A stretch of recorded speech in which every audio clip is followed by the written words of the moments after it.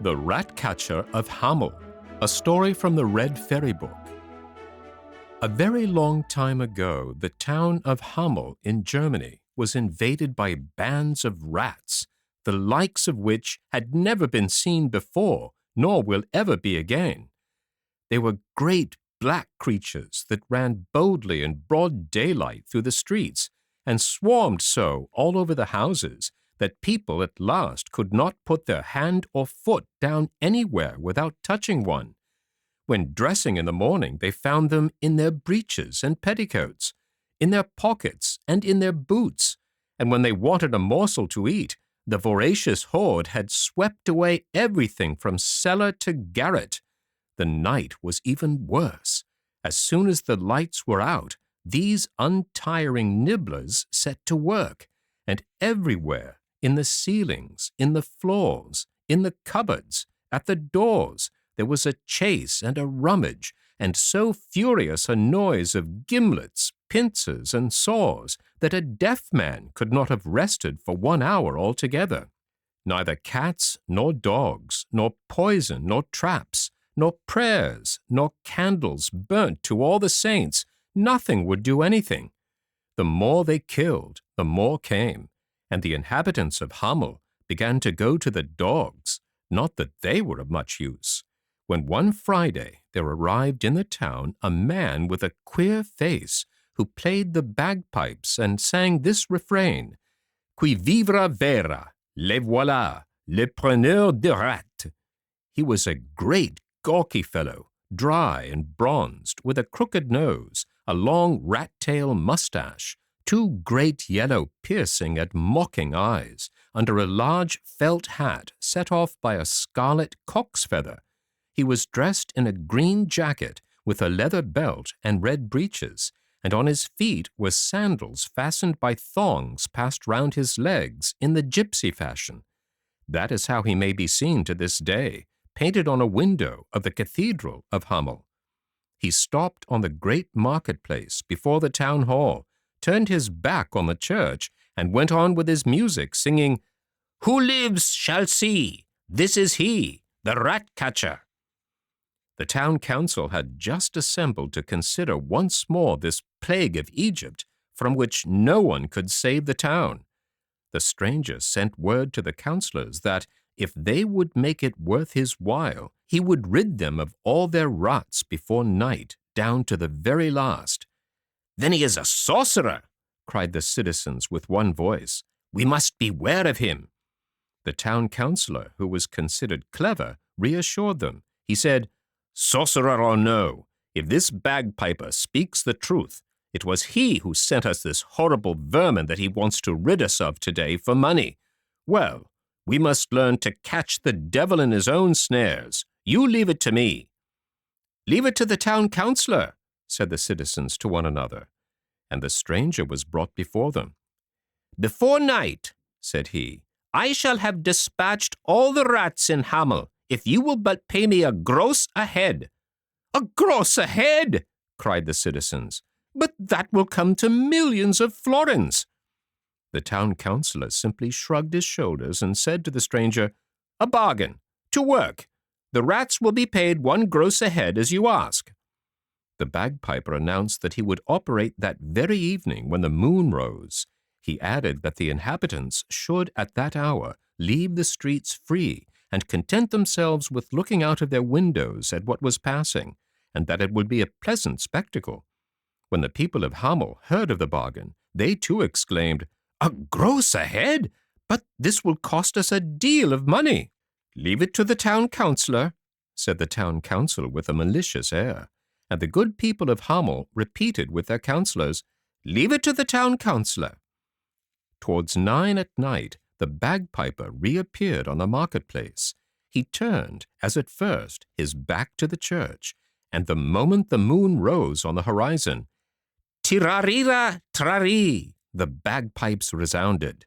It was first a slow, caressing sound, then more and more lively and urgent, and so sonorous and piercing that it penetrated as far as the farthest alleys and retreats of the town.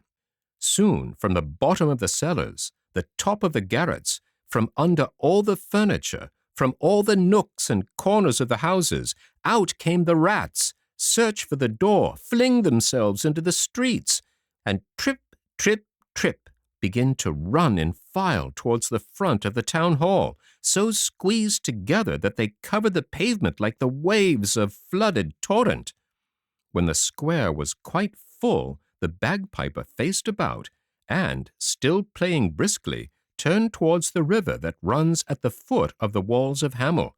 Arrived there, he turned round. The rats were following. "Hop, hop!" he cried, pointing with his finger to the middle of the stream, where the water whirled and was drawn down as if through a funnel. And hop, hop! Without hesitating, the rats took the leap, swam straight to the funnel, plunged in head foremost, and disappeared. The plunging continued thus without ceasing until midnight.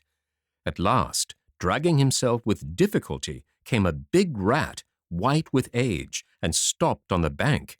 It was the king of the band. "Are they all there, friend Blanchet?"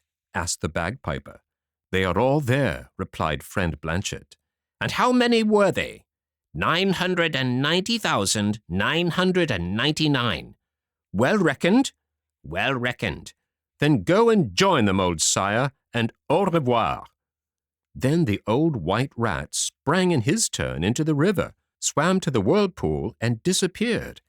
When the bagpiper had thus concluded his business, he went to bed at his inn, and for the first time during 3 months the people of Hamel slept quietly through the night. The next morning at 9 o'clock, the bagpiper repaired to the town hall, where the town council awaited him. "All your rats took a jump into the river yesterday," he said to the councillors, "and I guarantee that not one of them comes back. They were 990,999 at one gross a head. Reckon!" "Let us reckon the heads first. 1 gross a head is 1 head the gross. Where are the heads?" The rat-catcher did not expect this treacherous stroke. He paled with anger, and his eyes flashed fire. "The heads!" cried he. "If you care about them, go and find them in the river." "So," replied the town councillor, "you refuse to hold to the terms of your agreement? We ourselves could refuse you all payment, but you have been of use to us, and we will not let you go without a recompense." And he offered him 50 crowns. "Keep your recompense for yourself," replied the rat-catcher proudly. "If you do not pay me, I will be paid by your heirs." Thereupon he pulled his hat down over his eyes, went hastily out of the hall, and left the town without speaking to a soul. When the Hamel people heard how the affair had ended, they rubbed their hands, and with no more scruple than their town councillor, they laughed over the rat-catcher, who, they said, was caught in his own trap. But what made them laugh above all was his threat of getting himself paid by their heirs. Ha! They wished that they only had such creditors for the rest of their lives. Next day, which was a Sunday, they all went gaily to church, thinking that after Mass they would at last be able to eat some good thing that the rats had not tasted before them. They never suspected the terrible surprise that awaited them upon their return home. No children anywhere. They had all disappeared. "Our children! Where are our poor children?" was the cry that was soon heard in all the streets. Then, through the east door of the town came 3 little boys, who cried and wept, and this is what they told. While the parents were at church, a wonderful music had resounded. Soon all the little boys and all the little girls that had been left at home had gone out, attracted by the magic sounds, and had rushed to the great marketplace. There they found the rat-catcher playing his bagpipes at the same spot as the evening before. Then the stranger had begun to walk quickly, and they had followed, running, singing, and dancing to the sound of the music, as far as the foot of the mountain, which one sees upon entering Hamel. At their approach, the mountain had opened a little, and the bagpiper had gone in with them, after which it had closed again. Only the 3 little ones who told the adventure had remained outside, as if by a miracle. One was bandy-legged and could not run fast enough.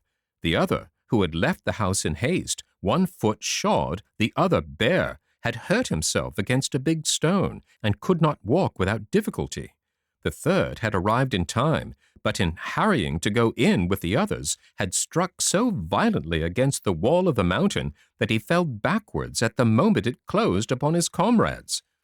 At this story the parents redoubled their lamentations. They ran with pikes and mattocks to the mountain, and searched till evening to find the opening by which their children had disappeared, without being able to find it.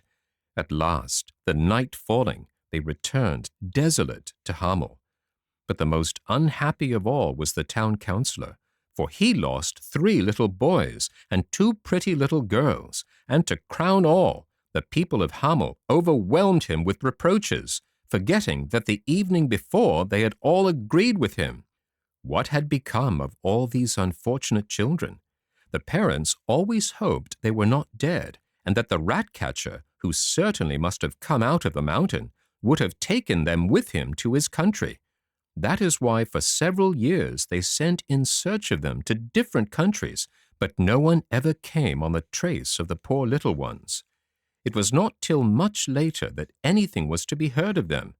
About 150 years after the event, when there was no longer anyone left of the fathers, mothers, brothers or sisters of that day, there arrived one evening in Hamel some merchants of Bremen returning from the east, who asked to speak with the citizens. They told that they, in crossing Hungary, had sojourned in a mountainous country called Transylvania, where the inhabitants only spoke German, while all around them nothing was spoken but Hungarian.